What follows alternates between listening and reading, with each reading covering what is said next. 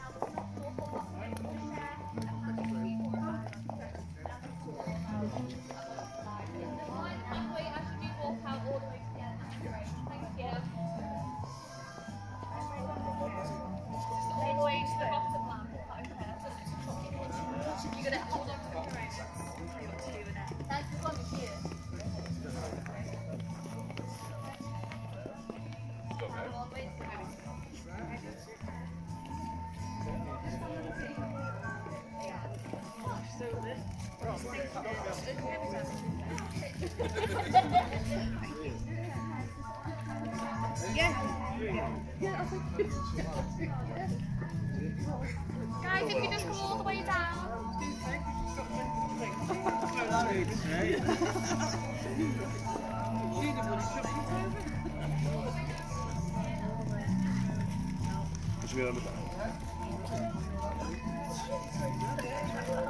Either side of the pathway.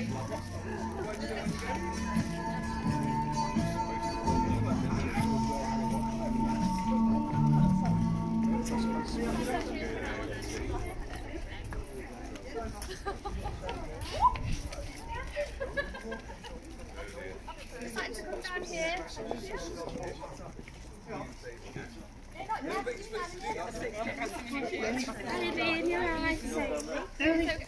I've got loads. If I could just ask you just to pop your toes on the edge of the grass. Yeah. So let's pop it in there for you. Yeah, which one do you want? That one.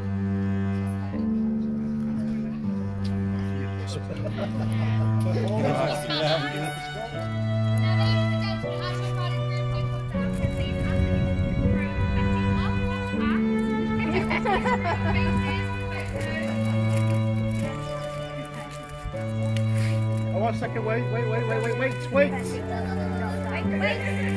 that's it, and leading shot. Off you go.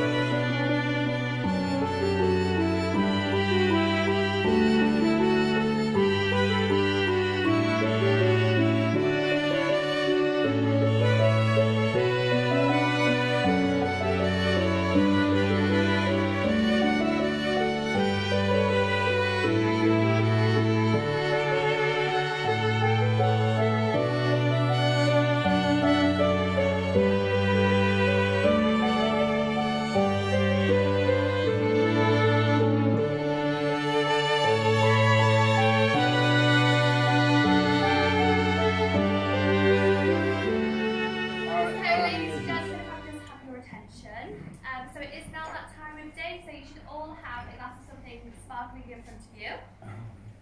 Which does indicate it is that time of day, or two, does indicate it is that time of day for the speeches now. So I would like to introduce probably the one of the most proudest man in the room. I would like to introduce Martin to take the floor.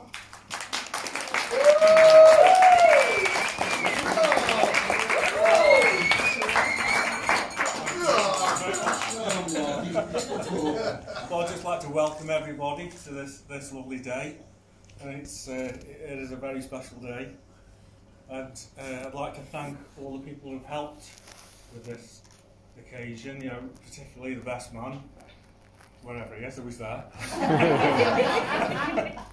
and the bridesmaids who look lovely, don't they? And I'd like to say how proud I am of Stephanie. She looks absolutely beautiful.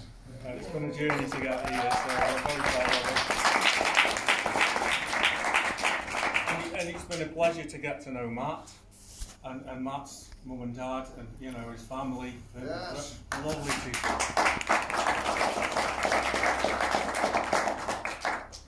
And I can say, hand on heart, Matt's the only boyfriend Steph's ever had I've actually liked.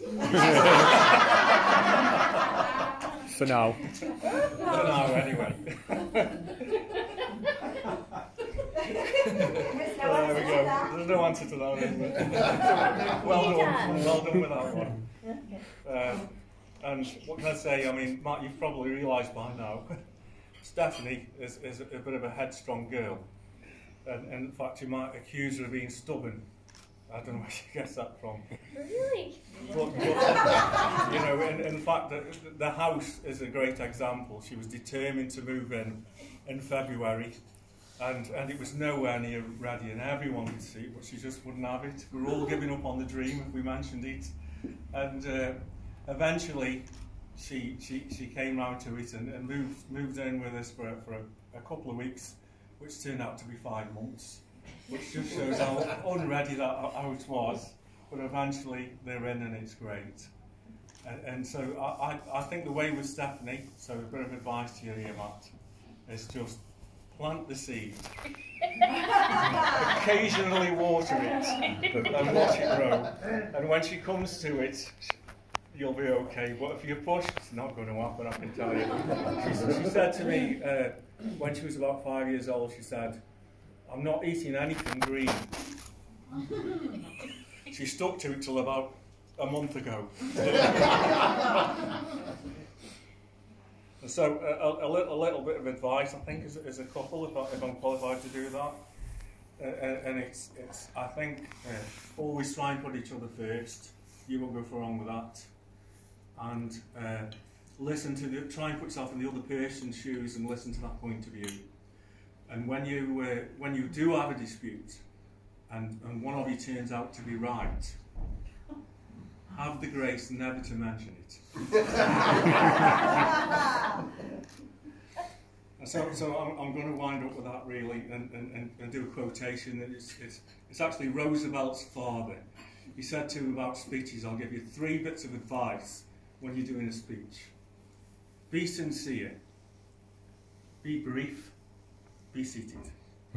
So with that, I'd just like you all to raise a toast to Steph and Matt. You know, wish you long life, good health, happiness, and when you slide down the banister of life, may the splinters never face the wrong way. Matt and Steph, the bride and groom. It's Matt and Steph. And next person for speeches is the groom himself, Matthew. I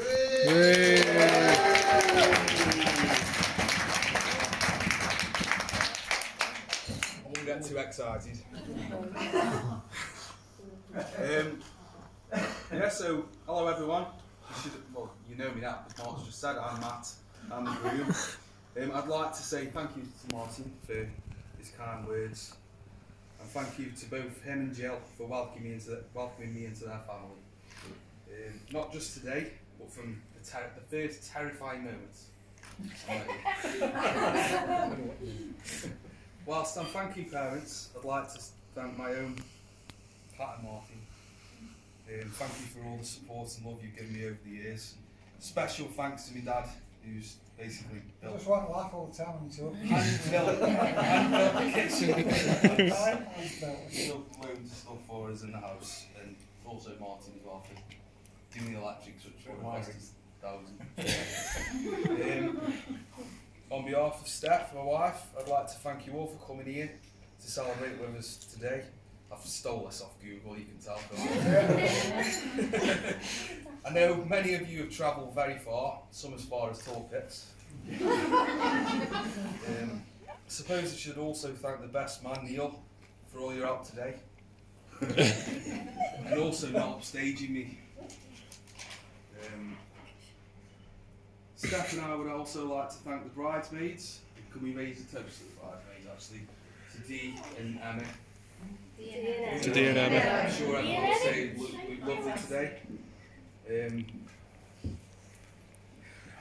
haven't wrote this out right. And of course it wouldn't be much of a speech if I didn't thank my beautiful wife, Stephanie. What can I say? I didn't think you could look any more incredible. But you proved me wrong with that. Ladies and gentlemen, please join me in raising a glass to my beautiful, funny and caring wife, Stephanie. To Stephanie. Oh God, it comes that time. It's time to hand over to my best man, who has and always will be a complete liar. Well, 1, 2, 3.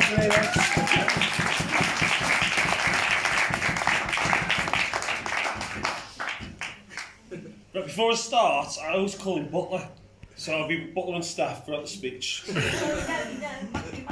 can't say that, I don't know what I'm talking about. Who's Matthew? Yes, as the best man, it's customary that I say a few words. I would like to thank all of you for coming today to see the wonderful wedding of Butler and Steph. I would like to thank all the many people that have contributed to making today such a fantastic occasion. I congratulate Martin for his superb speech and Butler for somehow convincing Steph to marry him. And we will ever wonder how Butler managed to pull that off. For those who don't know me, I'm Neil, Butler's best mate, and it's a huge honour to represent Butler on such an important occasion. Well, extra Butlers in there. I've known Butler since the early days of high school. We became proper mates when we realised we had a shared love of beer.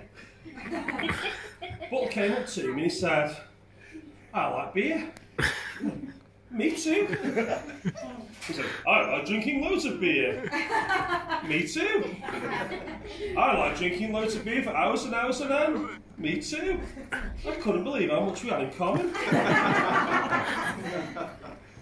However, we were always sensible on a Sunday, because unlike Friday and Saturday, we'd actually go home. Over the years, we've been incredibly supportive of each other.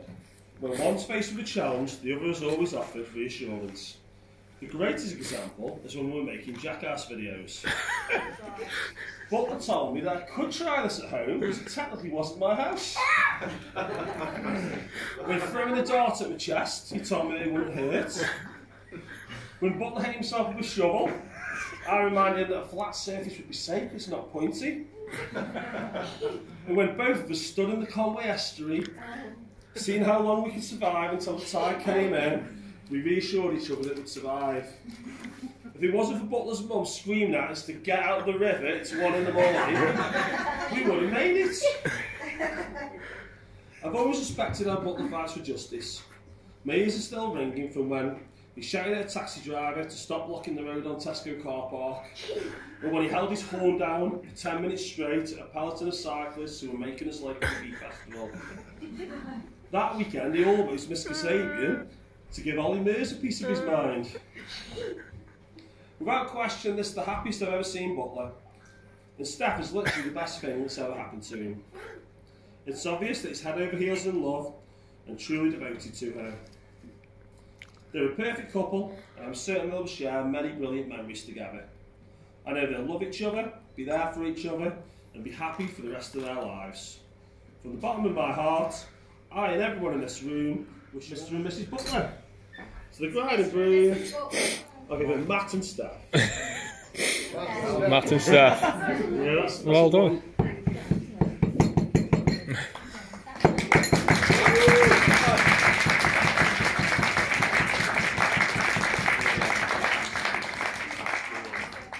If anyone is yet to check in, you can do so at the end of the bar here. But if you just take everything with you, all of your drinks, anything left will be disposed of. But we'll quickly turn the room round for you, then you can come back, okay? Thank you. Well, the thing we wanted is Butler,